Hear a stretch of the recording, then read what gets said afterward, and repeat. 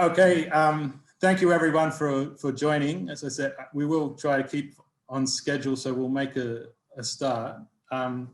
This is the second of the webinars that we've had for the project, and I thought it was a good time to get a few of the people working on different parts of the rapid multiplication together, as it's such a critical part of the delivery and impact, and it's part that is most easy to get stakeholders interested in.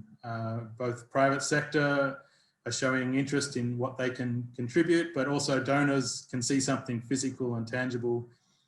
But before we get too carried away, it's important that we get the methodologies right, share experiences, adapt to different conditions.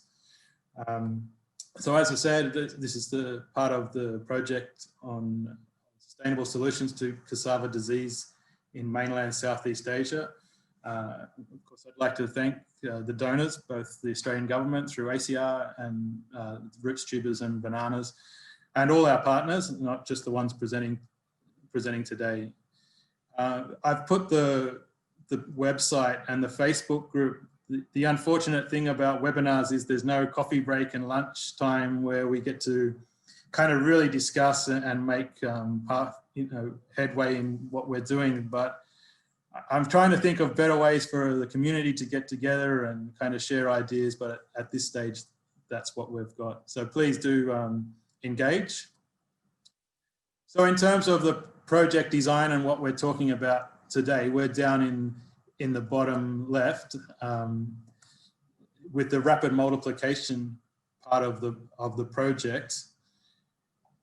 But it really feeds into other components. So once we get those seedlings or planting material, it's feeding into the agronomy work, where we're looking at how you may change the production system if you're both putting a value on stems as well as roots, which leads into the business models of, is this something that outgrowers or entrepreneurs could take on?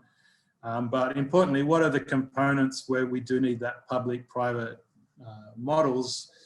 What can the private sector take up? What can a small entrepreneur take up? But of course, there's still going to be areas that need public or donor support. So a lot of that comes back to biology. You can't do good agricultural economics without understanding the biology. So today we're going to hear about some experiences from different areas.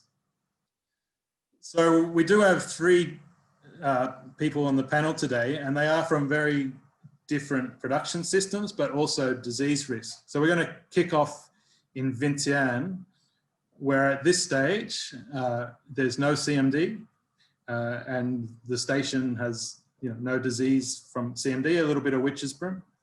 We're going to then move to TTDI and the work that Kesasat University is doing in partnership with TTDI, where now you do have CMD around the station and small incursions onto the station that at the moment is very small and being rogue. And then we get to southern Vietnam, where the station has large pockets of CMD outbreaks that are trying to be managed, but is completely surrounded by disease and is trying to service a production zone that's basically 100% infected. So very different opportunities and how you can put things together. Just to remind ourselves, every time we have a seminar, this gets updated. So this has just gone to 2, we think, but the problem's not going to be solved by solutions that give us 30 hectares of clean planting material. We're already at over 300,000 hectares plus of, infected land. So we need to reach scale and fairly quickly. We can't, have small pockets that just get reinfected very quickly. So there's lots of different parts of the puzzle, and the mystery is how do you put it together so it works and is also economic and is sustainable. And as I mentioned, the way you put these cogs together at this stage kind of depends a little bit on the situation. So with that, we're going to start in Laos with Dr. Imran Malik. Then we're going to move to Thailand with Dr. Wanasiri Wanarat. And then we'll move to Vietnam Nyan Pham, and then Roosevelt from Colombia will give us some of his reflections. So once again, there's lots of lessons and ideas to be shared. Please do try to engage via email or the Facebook group to continue the discussion after we finish today. So with that, Imran, I'm going to stop sharing my screen and ask you to take control. Can you see? Yes, we can see. Please proceed. Okay, thank you everybody for joining, and it's good morning for Asia and good evening for Colombia. Before I start, I would like to acknowledge many people. This is I'm presenting it, but many people are actually involved in it and working very hard on it. I would first like to mention Roosevelt from SEAT headquarters, Eric Delicus in SEAT Lao, those who are involved in the start putting up the first tunnel and teaching all other stuff, how to build and how to work with it. And also then Lao Tao and Sai Tong keep on working on it very hard to keep it going. And also Pon and MS Manat who are doing regular work on the tunnel system. So why we are into this tunnel system? Because we need to rapidly multiply disease-free planting materials. So the disease first reported in Cambodia in a paper in 2016, but then it started spreading through the region. We all know about it. Earlier this month, Lao has announced, and the journal has just shown you the number of provinces that are infected by CMD. So here is a picture of the 4 tunnels. So we have already built another 2 at the back of it. Okay, I better get the, oops.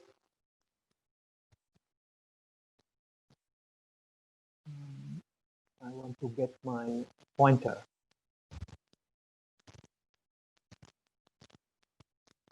So we built another 2 at the back of this these 4 tunnels. So how we are building the tunnel? So you can see there are some bricks laid here, and then we put with the wooden base in the middle, where we put some gravels, and then on the top there are sands, and on the side there are 2 tables as well. So we put the plants cuttings in here to germinate, and when they are big enough, then we put them on the side table to grow further. So these are the photographs of how the tunnel is shaping. All these are just PVC pipes, a regular pipe that you can find in the regular shops. So I will show you some of the dimension that how big is the tunnel. So it's about 3.8 meter wide. The height is 2.2 meter, and then if you go further in it, then it's a long. It is 9.2 meter long. Inside this, the bed that I showed you earlier. So this about 0.9 meter width, and it's about the side tables are about 0.7 meter, and its height is about 0.76 meter from the ground. We put gravel in the ground so that there is no buildup of it doesn't keep the water there and doesn't make it slippery. And you can see there is here are the manual irrigation system to keep the plants watered.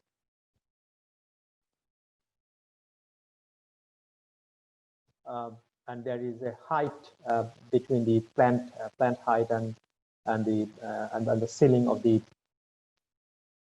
tunnel is about 1.4 meter.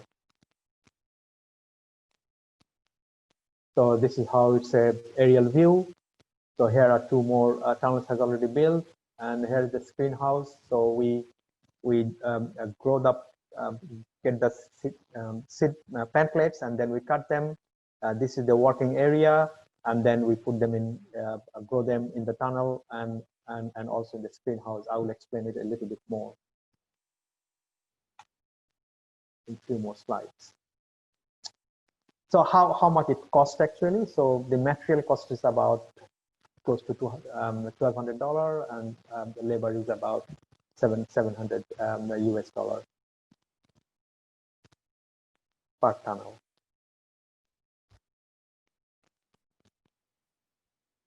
So what we do once the tunnels is built, so we put two node stem cuttings horizontally placed in the sand bed. You can just see a little bit on the surface, and then after a few days or so, you can start seeing all these sproutings are coming out.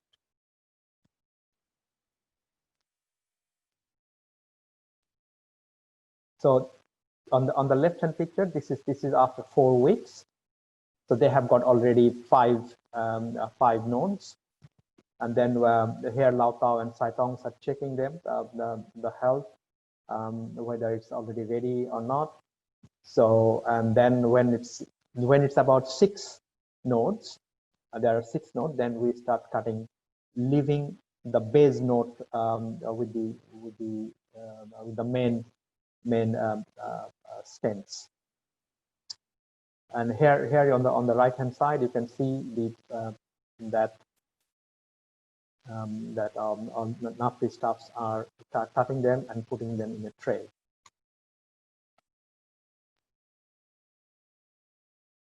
So we actually have a connection with a timber company, the Mekong plantation company, and they are multiplying hundreds and thousands of eucalyptus. And then so we have visited them, and they have got a multiplication system, and we used their system of the small plastic cups, which has got drainage system, and put cocoa pit and rice husk mixed together, and a little bit of 1 or 2 osmocote slow release fertilizer. So these are the places where we are putting these cuttings, and then we keep them on the side of the tunnel, which I show you earlier, that there are tables on the side. The tunnel temperature go very high because it's a closed system, and for making it humid, we need that. But in low temperature, it's really go very hot. So I will in next few slide, I will again come back to this point. We have also tried different substrate, because we're thinking that cocoa peat and rice husk mix, whether will be readily available or not. So we also tried the nursery soil that's are being used locally. So we source them and put next to each other, and then we found that the cocoa peat with osmocote are doing far better than the nursery soil. So we keep on, from then on we started using cocoa peat and the osmocote for raising those cuttings. So initially we thought of putting those cuttings into the jiffy pots, but we found that it's becoming a bit expensive. It's not really doesn't fit into our business model. So we look into another option, that there is a there is a machine available that makes paper cones, and then we can fill that one with the cocoa mix or the substrate that we choose and put them directly, so then we don't have to move these roots from the plantlet from the plastic, and that will also reduce the environmental footprints. So what is the productivity of these tunnels? So so far we have tried KU50, Rayong 11. I have put the data here, and we have also tried some Rayong 72 and some clones that where we are going in our station. We didn't put those data here because those were not really we got some mites attack, and so we had to get rid of them. But KU50, the first tunnel we start putting up, we put the stems on 23rd of January. So on an average, we are getting, we have so far have cut four times. The fifth cut is ready, so we should do another cut by the end of this, maybe tomorrow. If not, then definitely on Monday. And each time we are getting about 900 or so. So there are many more comings. Sproutings are coming out, but we are choosing the healthiest one because the thin ones give a the survival are not very great. So we are getting about 900 from each cut, and it takes about roughly 50 days to come out from planting to the first cut, and then between first cut to the second cut, the second flush came out. It takes about 50 days, and there are some variation in some of the times. It depends on the whether the temperature and the light is some days are really so. Like in the earlier times, so like in January, February, that we had we're taking a bit longer time. Now it's taking a bit less time to get the flush, and then from first cut to the field, it takes about 90 days. So far we have got we have planted KU50 about 2,500. We lost one batch because there was a little bit of mealy bugs got in, so we discard the whole batch. And the success rate of transplanting into the field is 100%. So whatever we transplant in the field, they're all surviving. But during the transplant, we sometimes lose maybe not even 1% when we are removing the plants from those plastic cups. So Rayong 11 we put a little bit later, and then we are getting a bit more. But the average height of the plantlets that's coming out of KU50 is a bit longer. Their internode length is longer compared to the Rayong 11. That's what we have found. We plan to get more data on this.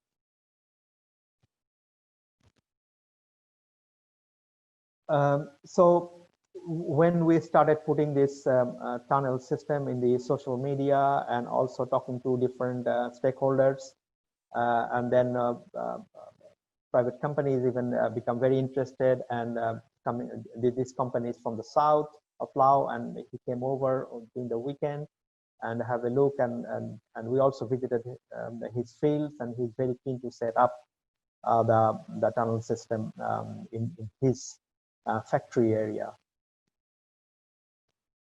So Lao Tao and Jono are explaining how it works, and you can see that we have put these are the KU50, and here are the Rayong 11. You can see there is a little bit of difference in the length of the stems. So now there is a lot of interest, but there are some challenges in in this tunnel system that we need to discuss further.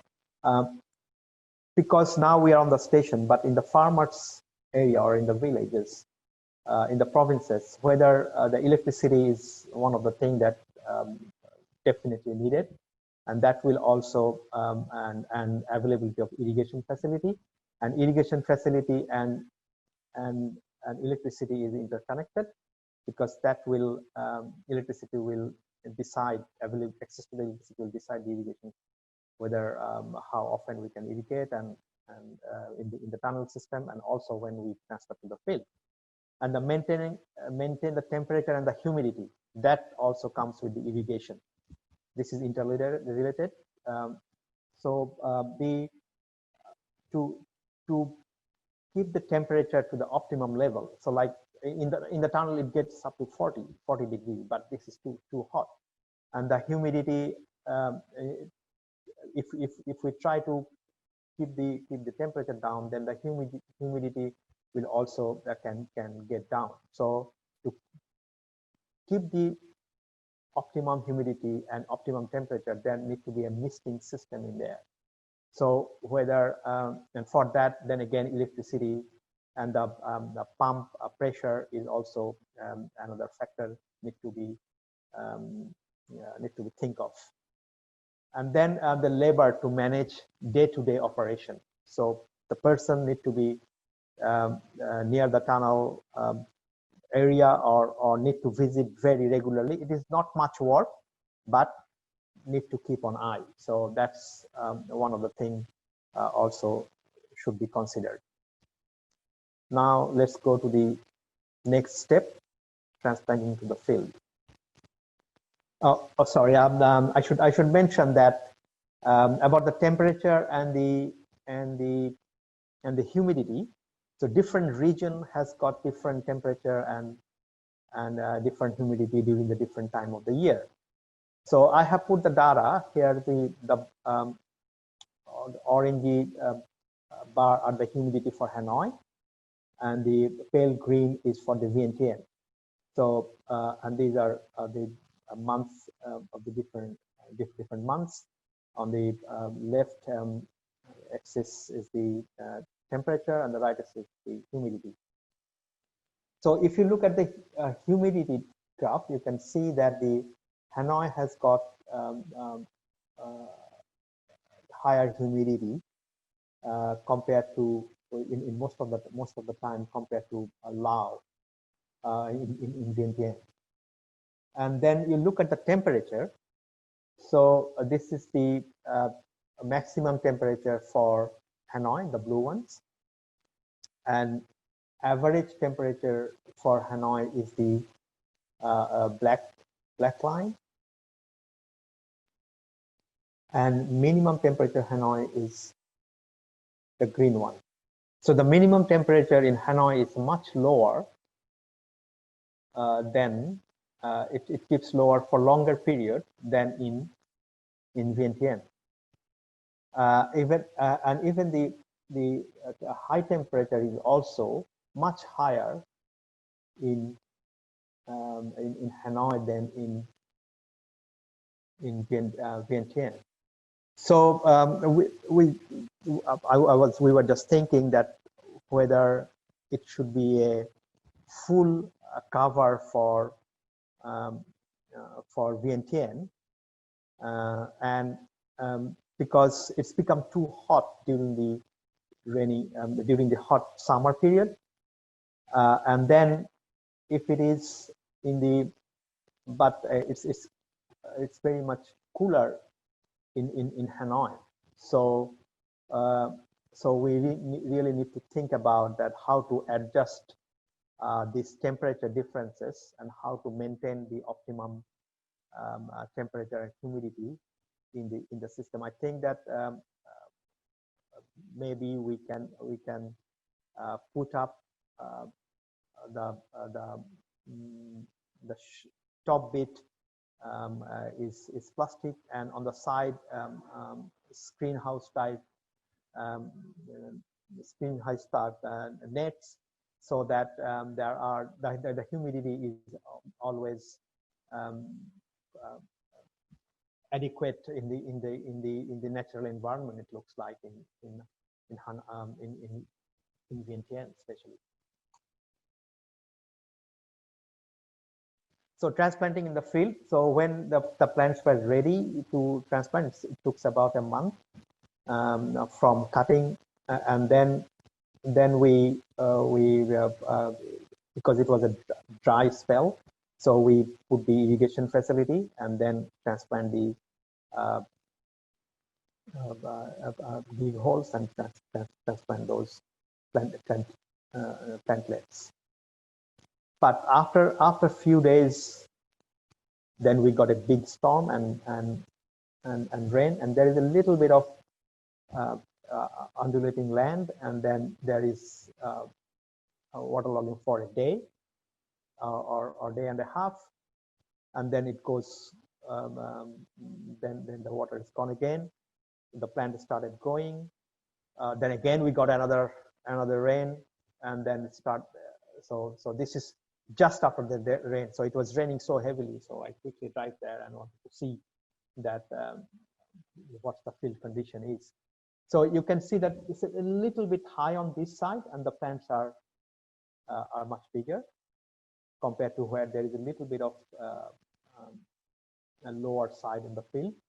So there is a huge effect in the even a day or two of waterlogging. But the plant survived.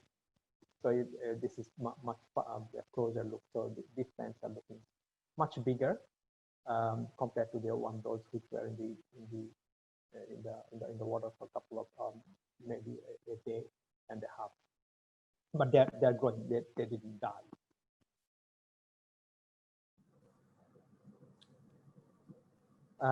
So the challenge for this is the weed control, the irrigation, and waterlogging, because of the dry period, we need to have the irrigation system in place.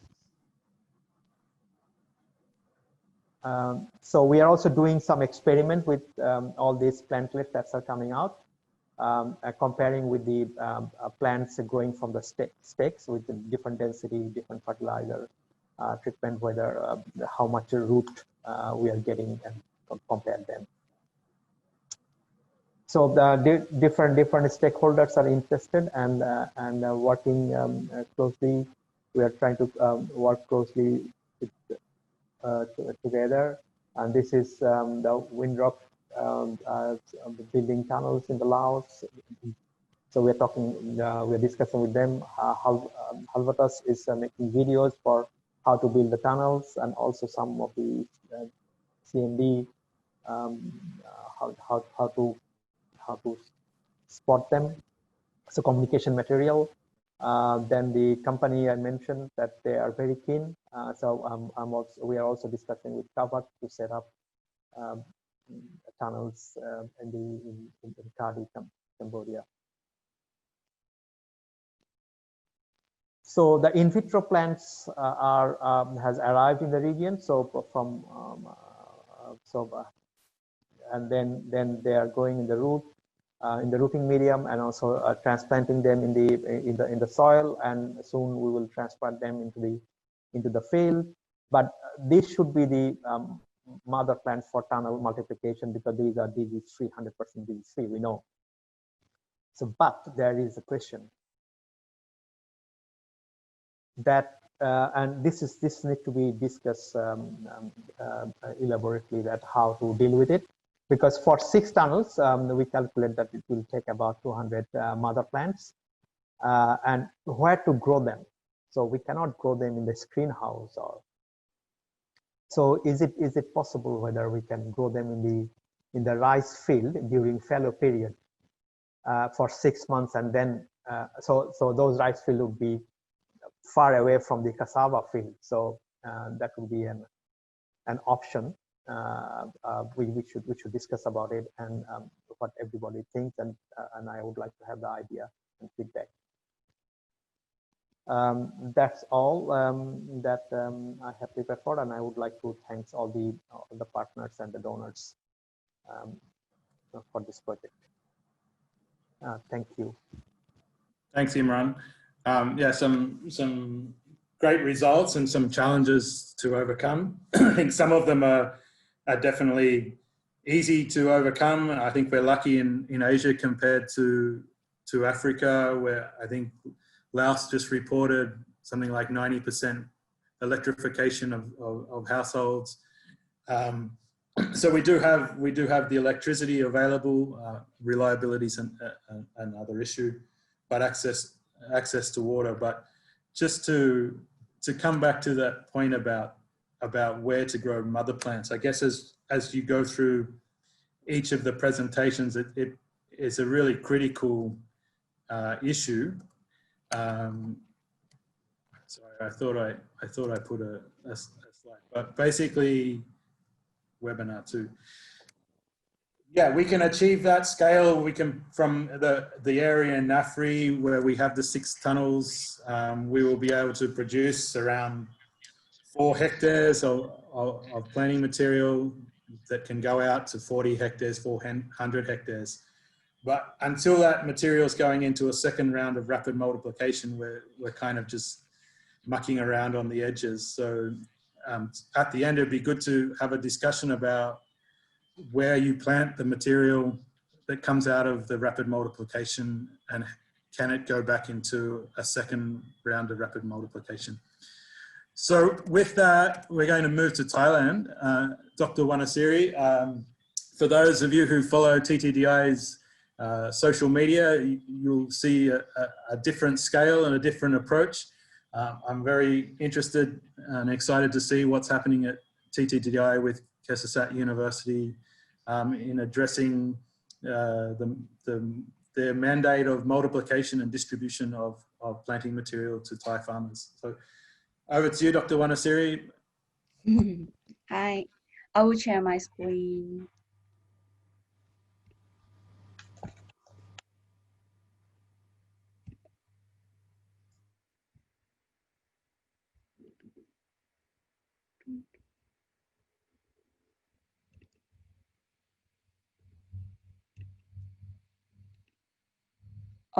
You see my screen? Yes, thank you. Yeah, please go ahead. Okay. This is the work that had been done almost a year. Next. Actually, we had a problem with CMD 2 years ago. So we tried to find a rapid multiplication system that multiply our clean stem. And then also when we have, because we have a breeding system, breeding program. So when we have new breeding lines come out into country, we would like to have a rapid multiplication system to multiply a new varieties. So we come up with the objectives in 2019. We got interested in the rapid multiplication system from CS. So we got an expert come to Thailand and give us the advice. In August, we start to develop our system. And the next step, in January 2020, we start to transfer technology that we developed to the industry and farmers. And now, this time, start from June, we start to multiply clean cassava seedling system at industrial scale. It means not 1,000 plants, is the 100,000 plants per month. Okay, I will go on one by one. For our system, we modified. We name our system as X20 system. X20 system is just 2-node system. One stem can cut into small sections of cuttings, and one section contain 2 nodes. So when we see that, we calculate is about one stem to produce 20 plants. So we name X20 system. For another system is X80 system. It means when we are planting 2 nodes in the stem, 2 nodes stemmed in the pot, we get 1 plant, and then we keep cutting the shoot about 4 times. So we will produce 80 plants for one stem. So we named it to X80 stem, X80 system, because we want to make it simple and to make it more memorable for the farmer to call it. So when we compare X20 and X80, it can be done at the farmer side. And the stem had been protected in the greenhouse with cover with insect mesh, which is very safe from CMD. And we develop our growing medium. So one stem can produce for 20 X20 produce 20 seedlings. For X80 produce 80 seedlings. For the traditional full cutting system, it can be done at a farmer site, but it cannot guarantee it's be clean because it's not prevented from whitefly. And normally it's produced 4 seedlings per stem. The step of this system is very simple. First, we cutting the stem, prepare growing medium, and then go to the cycle at rapid multiplication. We can go to X20 or X80. And after we get seedling, we make them transfer to nursery. And then from the nursery, we have to hardening outdoor for about 1 week and transferring to the field. For X20, the growing media that we develop into this with 3 types of growing substrates. First, rice husk.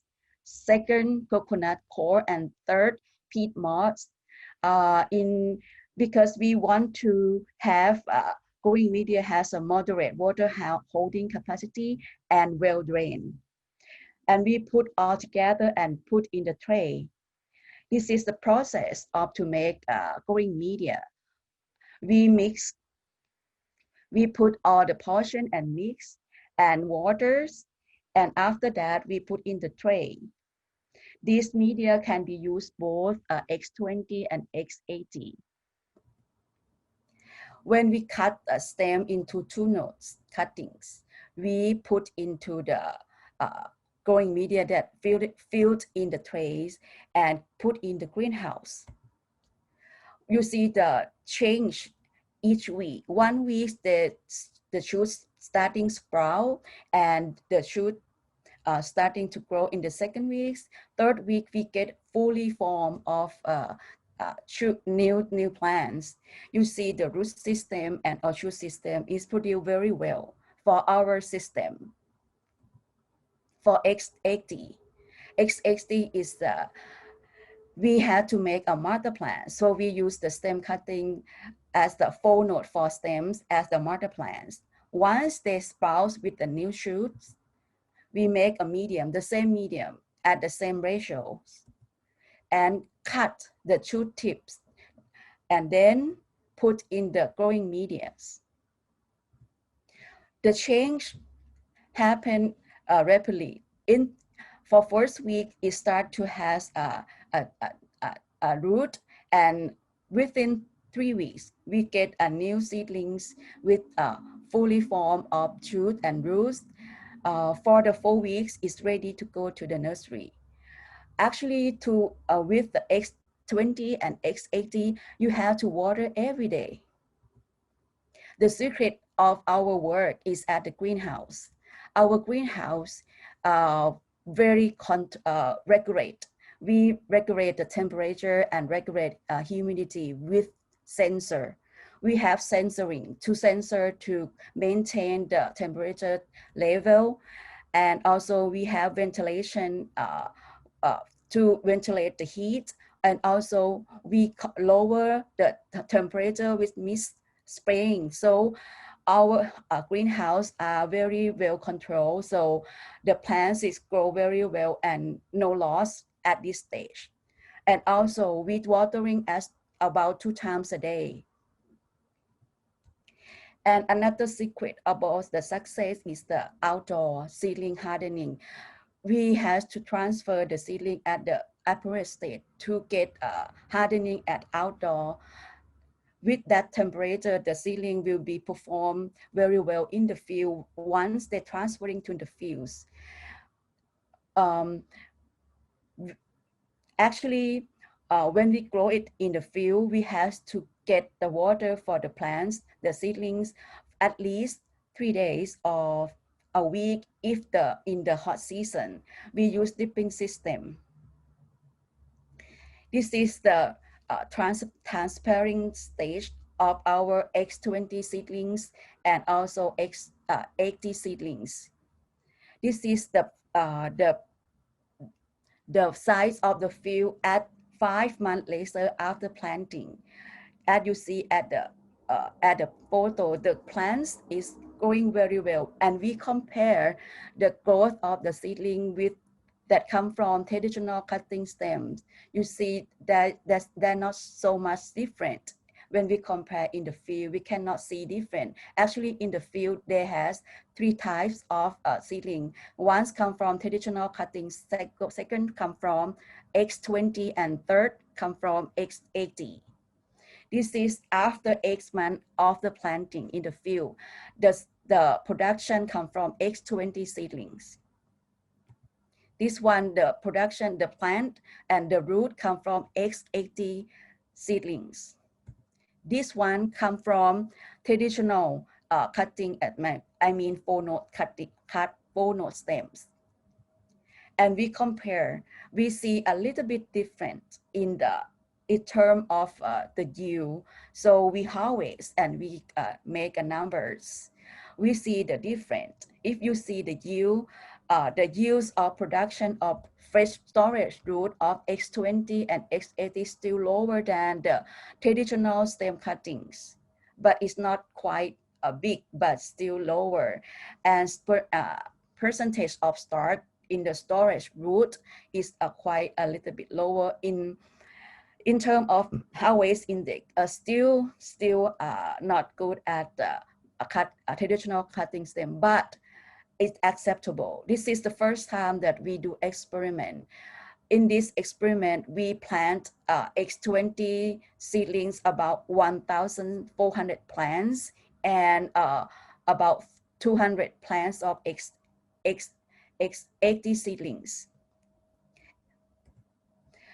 After we get knowledge setting down, so we has a second project is transfer knowledge to people.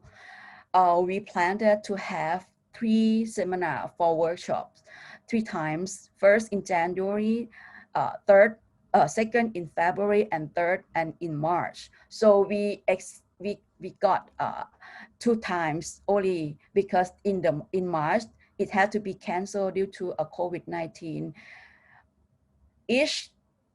We invite farmers, cassava farmers, private sector, and also the office Department of Agriculture, especially plant production department, come to have training in the workshop that fully supported by TTDI.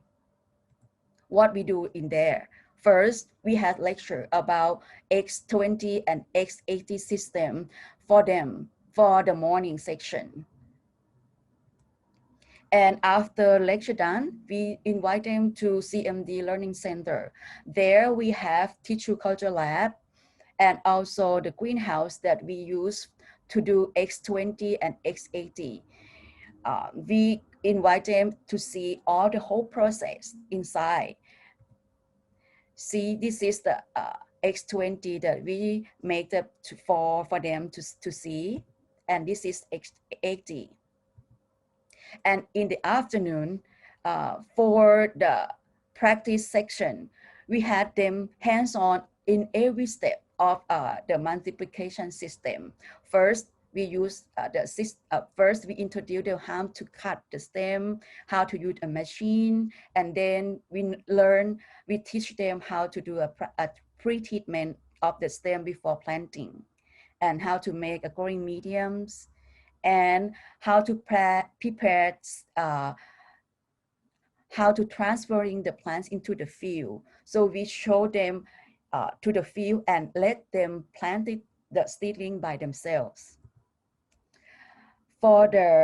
After we finish all the transferring process, now we at the stage of multiplication at industrial scale. TTDI has planned to make a greenhouse that starting to have construction in early January 2020. The greenhouse is quite large. I mean large, very large. Is the total area is 2,304 meters square. Is for one greenhouse. So we have two greenhouses. It means we have about 4,000 meters square for the total area of production area. One greenhouse can produce 300,000 plants per month per one greenhouse.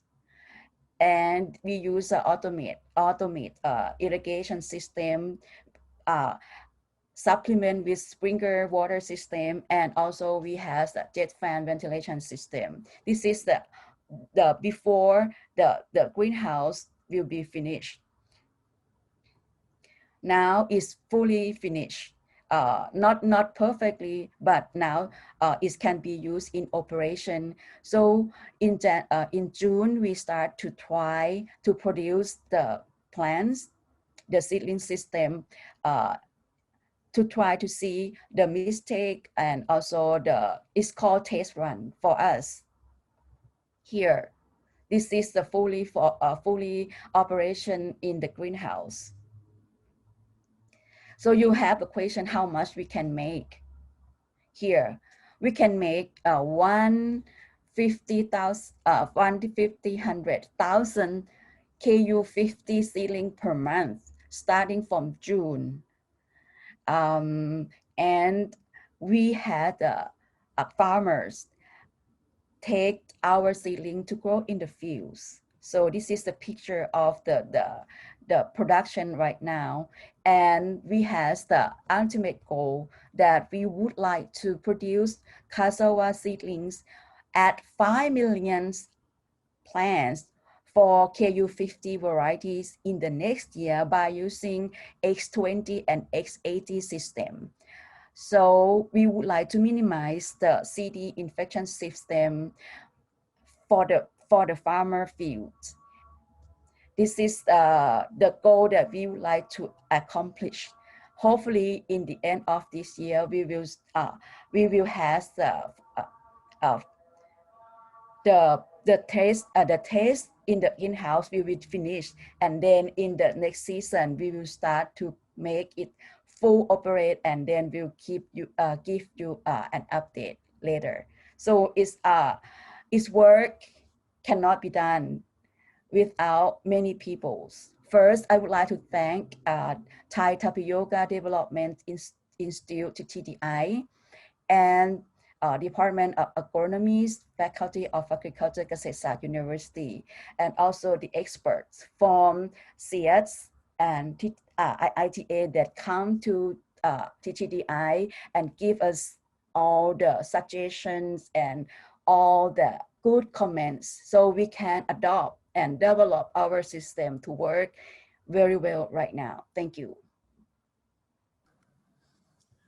Thank you very much, Dr. Wanasiri. I know we're running a little bit behind time, but I'm happy to take a few questions now. But before I open it, just for confirmation, the plants that are going in originally, are they coming from the open field? So they're coming from TTDI's open field where you were producing normally? Yes. And if you get a widespread CMD incursion, do you have a plan of where you will get those original mother plants to go into the system? Or are we all praying very heavily? But yeah, if we were trying to replicate in Tay Ninh, we don't have the luxury of fields of clean planting material.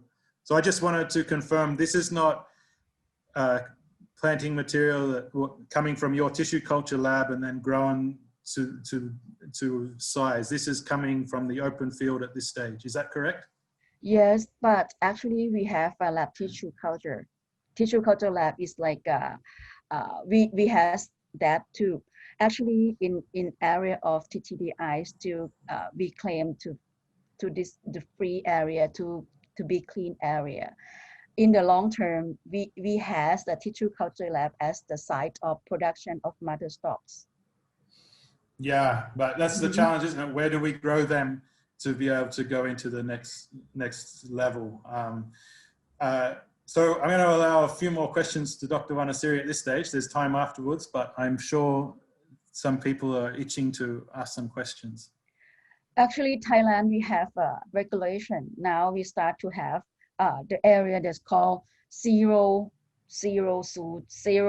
no invasion, no infestation, and then the area that called red zone. So they try to save the zero infestation zone to make as the propagation site. And also we had to set the infield standard. I mean, we try to set the standard to keep the field safe from the white fly or CMD spreading. So we try to develop the protocol, how to make it clean. So this one has to be work in the parallel to because Thailand has been infected with CMD already. So we have to work everything is the fasting track. So we have to develop everything in the same way. So in the next plan, that where is the cleaning site that for us, I think that both my Dr. Taransat and Dr. Vichan will have a good answer better than me. Maybe he will comment in that later. But now we know that we try to set the roadmap of the country. Where is the place to make a clean system and where is the place to grow the clean system? Yes. There's a question from Lawrence Kent. Lawrence, do you want to ask it or would you like me to just ask it? I've set it up so everyone can open their mic and... Yeah, thanks. Thank you very much. Either way is fine, but I was curious whether TTDI sells the plantlets or does it provide them for free to the farmers? And when the farmers receive plantlets, do they have the drip irrigation systems and the capacity to establish plantlets in their fields?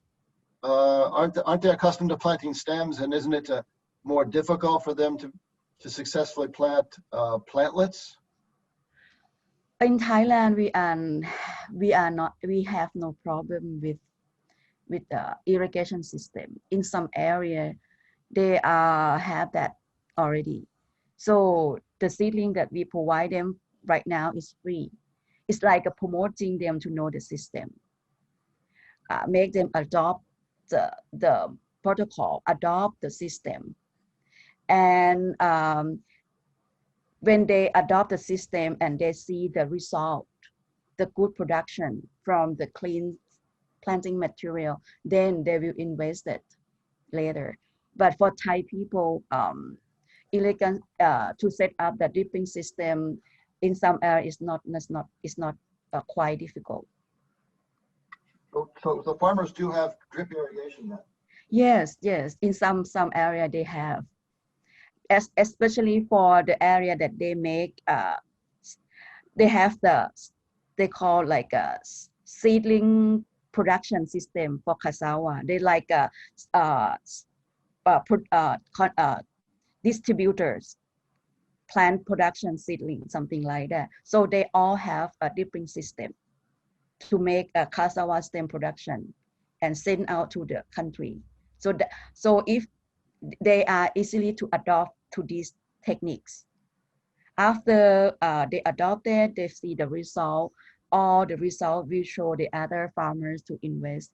And we also have government to support. In our government Department of Agriculture have the center of the plant production that already adopt this technique and then set up the free stem seedlings to give to the farmers. Okay, yeah, that's great. Questions I also had were around the same thing. We might move on so that we've got time at the end after seeing all three. So Nhan, can you try and share your screen with us and give us a bit of an update on what's happening in southern Vietnam?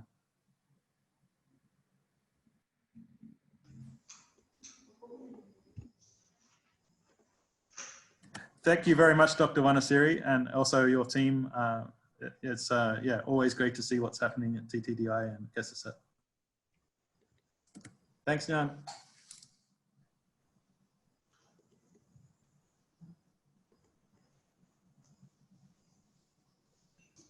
Yes, very clearly. Please go ahead. Yes. So today I would like to share about propagating cassava plant using aeroponics system in Hương Ngọc. This presentation we focus to answer 5 questions. The first, we answer why we need to aeroponics system, and the second, we know what is the origin of cassava of aeroponics system, and how to design and how does it work, and some advantage and disadvantage of systems. You know, in Vietnam now we have many area affected with CMD, so this is a solution to we get material clean for planting. Aeroponics system original come from Vietnam National University. The system original were made from rapid multiplication of potato.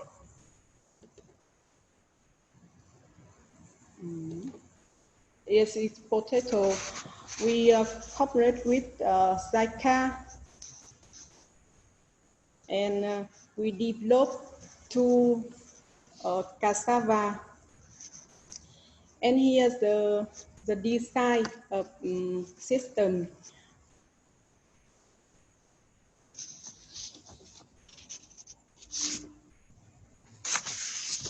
We have one solution pan here, and one pump, and two systems. And we have a timer here to control the time, space, and rating.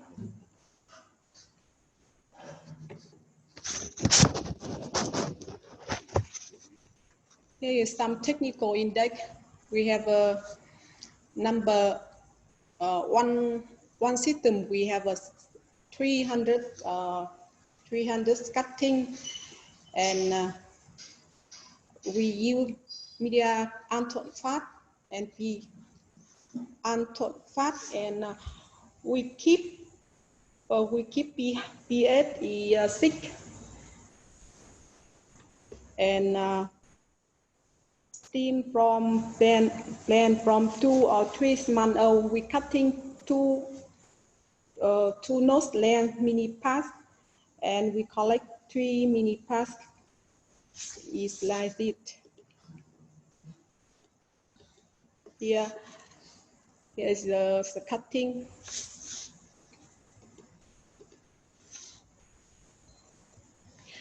The process of system.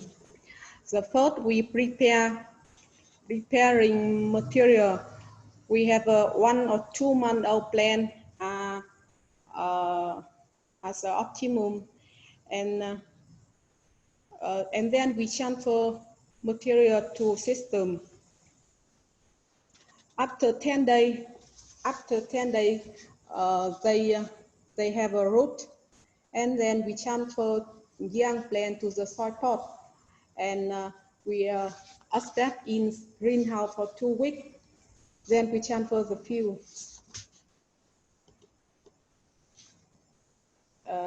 Here is the material we keep in the greenhouse for protect by wildlife. And step 2, we transfer material to system. We cutting 2 nodes here, and keep at least one leaf. And then we put young cutting into system aeroponic. And finally, we cover the whole system using plastic film here. After 10 days,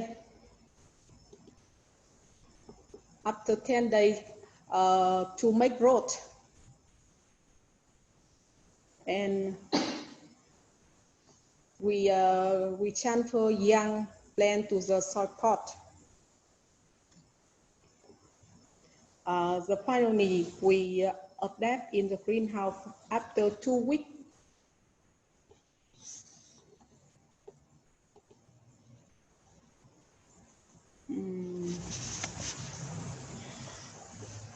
We have a guess 85%. 85% after 1 cycle. And here advantage and disadvantage in the system.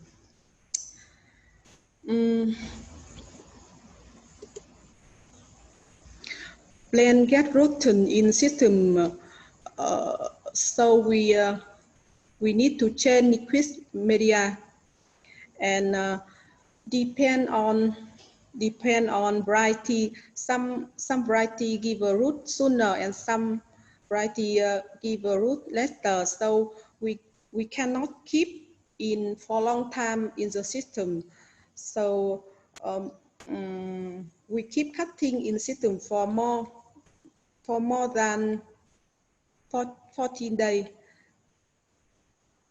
And then we changing periods for plant after coming out the aeroponic system. We want to remove this step.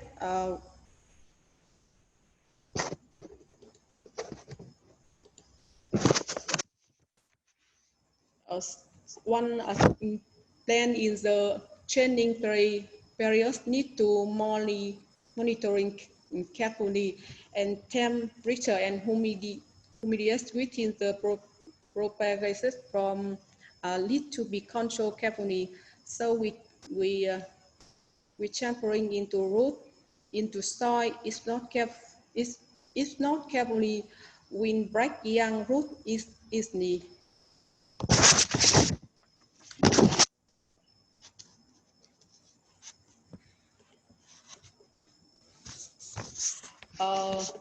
This is some activity about aeroponic system. We already try very small scale.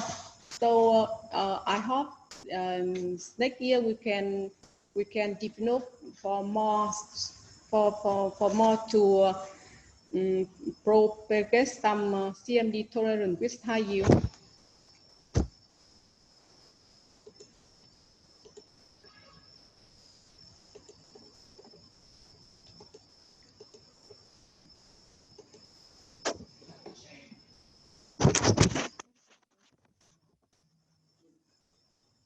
Yes, that is my presentation. Thank you for the attention. Thanks very much, Nhan. Yeah, so a different technology, different scale to the previous 2 cases. Is there any questions for Nhan at this stage?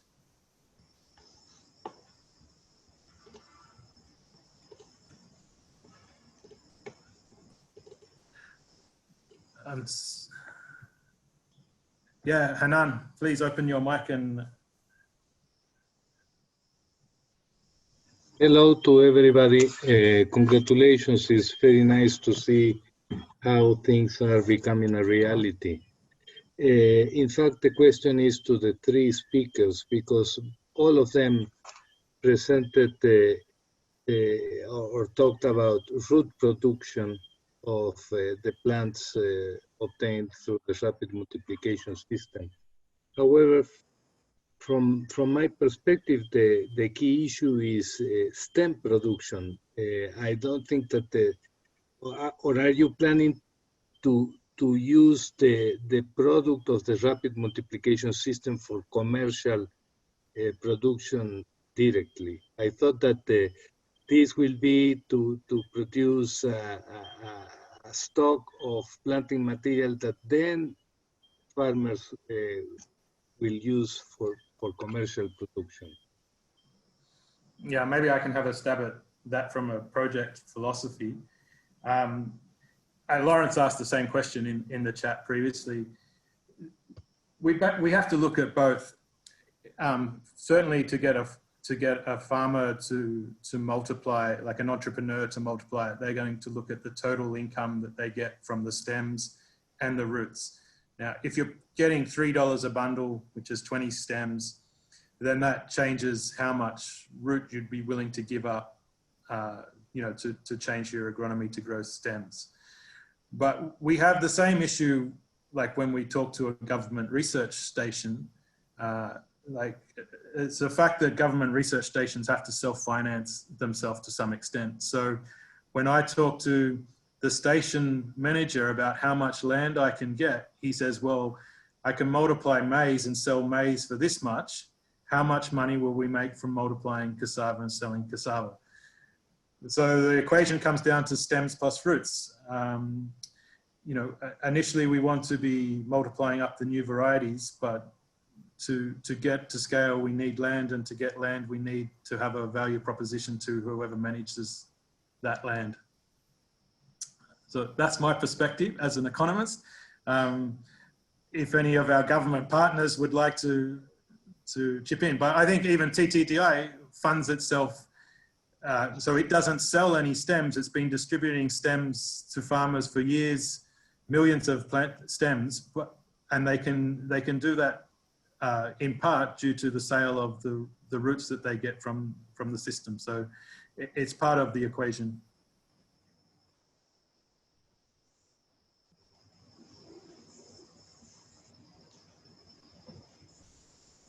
If there's no more questions there, I asked Roosevelt, I'm not sure if he's got slides or just to reflect on the three presentations that he saw from his view. Roosevelt, please tell us your thoughts.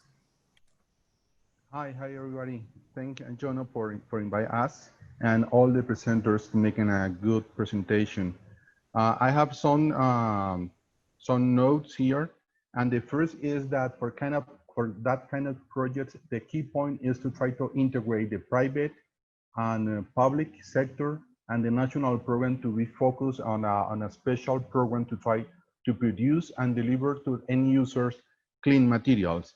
In that case, we have three exercises that have different objectives and scale. One is the tunnel that is in Laos. The other is the greenhouse, but they have two scales by 20 and by 80 in Thailand by the Dr. And the last one is the aeroponics system that they have in Vietnam. As we saw, they have different scales, but the key point from my point of view is that if we try to focus on the clean material, one of the ideal program could be in the part that we have tissue culture material that we start to produce those materials. As Imran mentioned, based in our experience here in Colombia, we have different options to build ethanol. Some of them are with bamboo, other are by wood that we make it at the beginning, and other last one try to follow some suggestions of Luis Augusto. Actually, we are making some in plastic wood that could be used for long period and try to reduce the cost of the time. But I think that one of the cheapest way could be used on the bricks as we make it in Laos.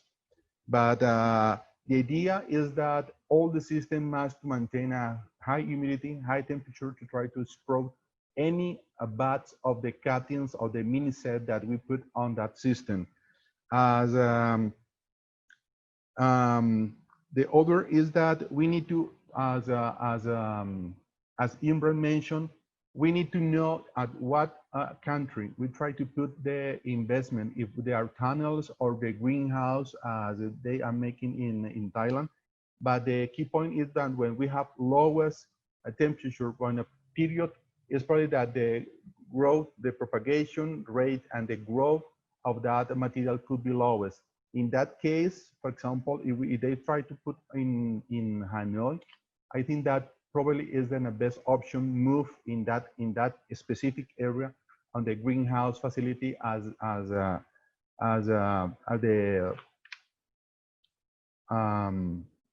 mentioned, in the greenhouse they can handle more efficient the climate to try to sprout that materials. And as Hernan comment, all the data system must be focused on the cuttings. But if we try to recover part of the investment, we can make a dual system to try to sell some roots, and the other part of the business investment is the bundles that they have. And just the last comment is that here we try to focus to try to think on some question that Imran has. Actually, we are trying in two major activities. One is that we are trying to put solar panels to try to work the pumps and irrigation system in the tunnels to try to think in areas that they don't have electricity. This is one. And the other is that as C1 is working, that we are trying to make a special substrate using different compounds that we can found in the areas. Okay, the last comment is that congratulations for different activities and different teams that have different levels. And the idea is, thank you. And the idea is that now one of the key points for all of us is that we need more that kind of meetings that we have technical point of view and to share the experience to try to be more efficient on the propagation rate. But the key point is what is the time and the numbers of the planting material that we can offer for the end user, for the farmers, for the industry. I think that if we are so efficient, is how we can move clean materials in the right time and the right area for the farmers. Thank you very much. Thanks, Roosevelt. Some good comments there, and some that will be addressed in later seminars, and some of the work that Eric's doing around the spatial modeling, but also shows how important that other component on the surveillance and diagnostics that we'll hear about in the next webinar.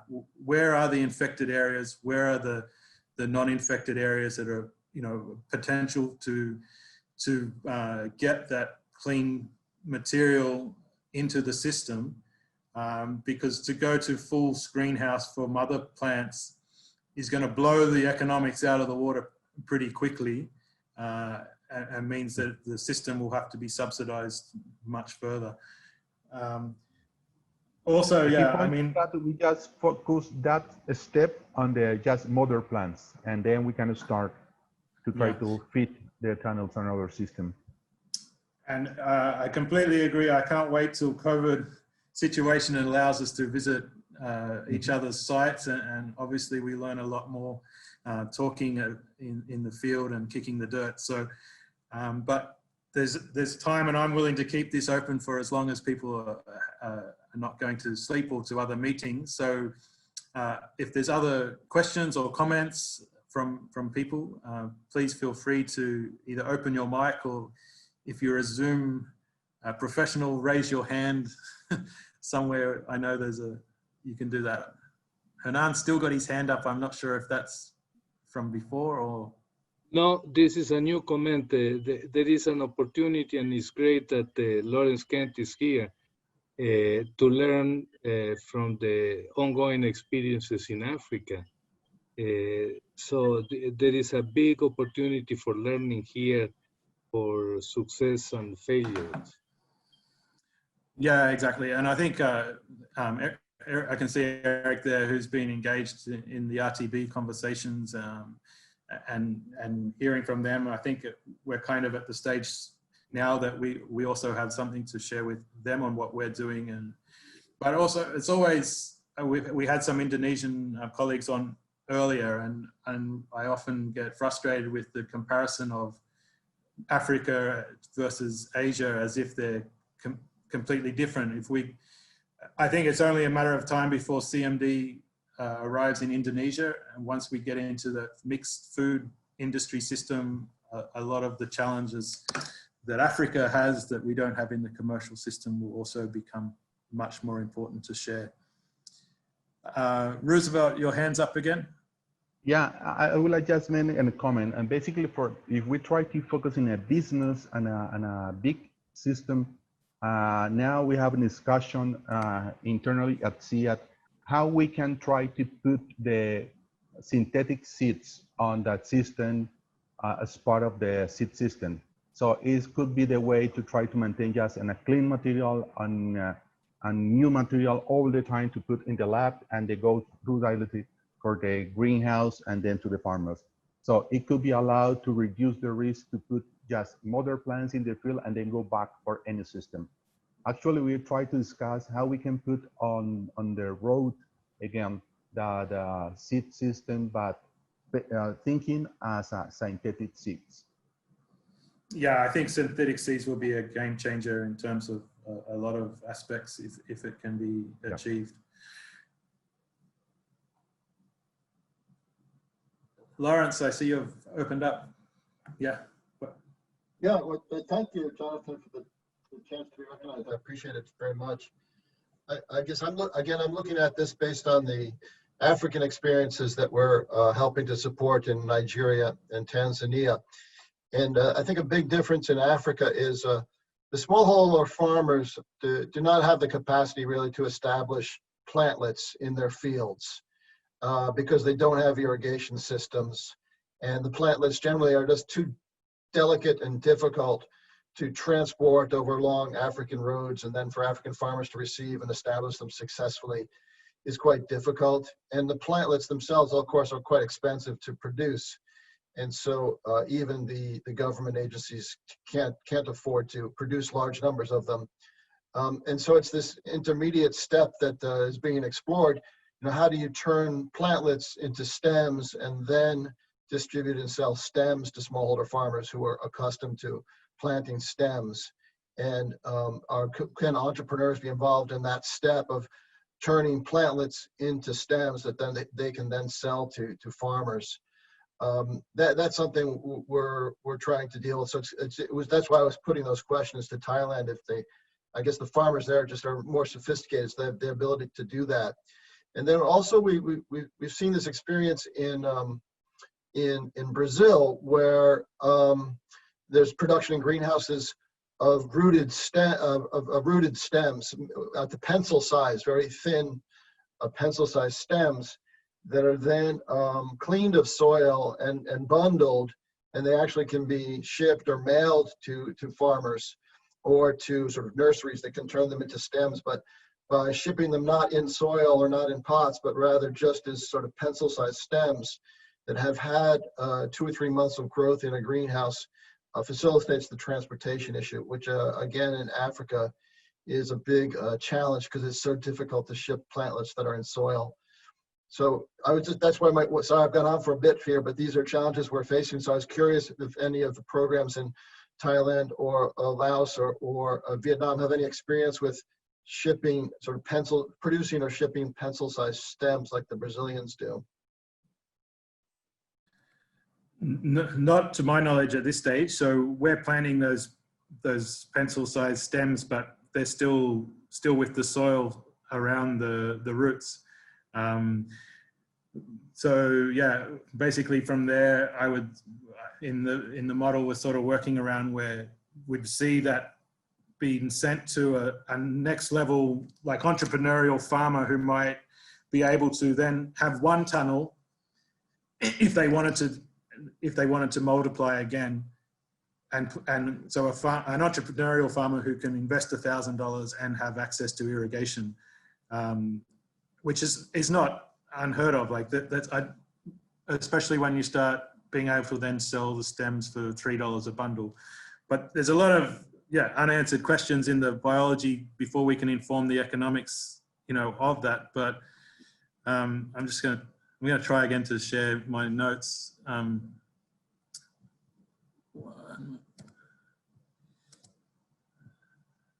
Here it is. Sorry, these are just my rough notes during the talk. So I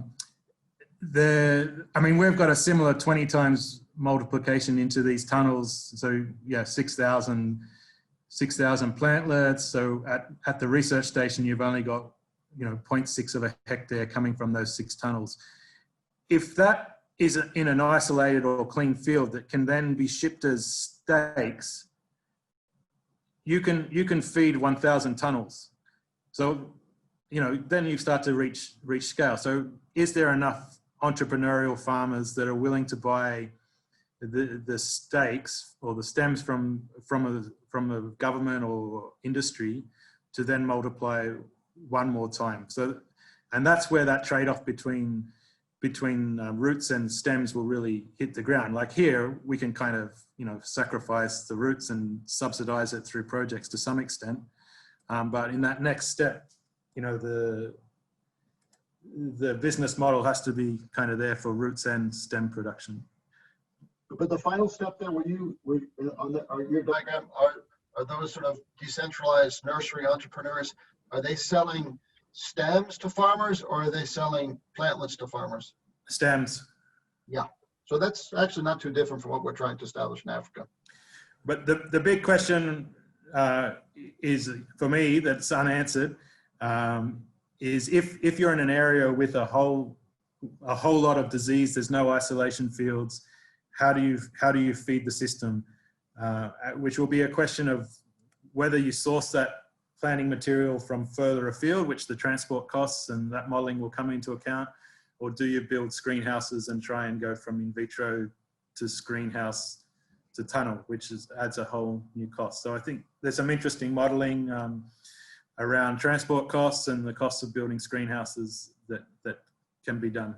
And also that agronomy, like in Lao, so rice is not a profitable crop in Lao for irrigation in many times. So there's lots of fallow irrigated rice land. Could that potentially be used as an area to multiply clean planting material? It's a question that I, as an economist, ask to agronomists. Please, other questions? Open your mic or raise your hands.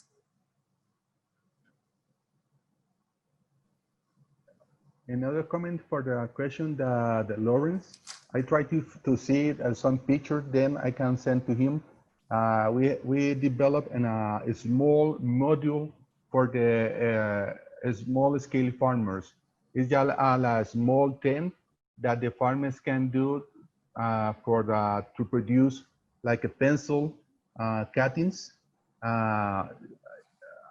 The farmers can do. So in that case, for example, if the farmer can provide some cuttings, they can produce just in a small chamber that works like a tiny tunnel. So I can send again to him the pictures to try to discuss more about this. But we can try to do this with the farmers that they can produce by themselves some plants like pencil size.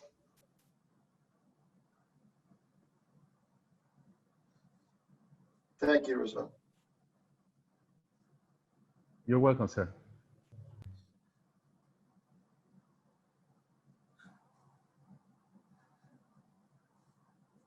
Okay, I don't see anyone's hand up. Please, we've just hit 10 o'clock, so we're right on time. If anyone does have any further questions, please let us know. I will, so the presentations and the meeting is being recorded, and we'll share that on the project website and on the CIAT website, and also we'll make the presentations available. As I said, I'd really like to come up with a better platform for people just sharing ideas. At the moment, Facebook, I think most of our community are part of the group. Please add questions, post photos. Thank you. So the next webinar will be on the disease surveillance and diagnostic works from Wilma and the team from PPC, PPRI, Cassava University. So it will be in a couple of weeks. I saw King shake her head, but I'll be talking to you soon. Stay safe, everyone, and look forward to seeing you in a couple of weeks for the next webinar. Thank you. Bye-bye.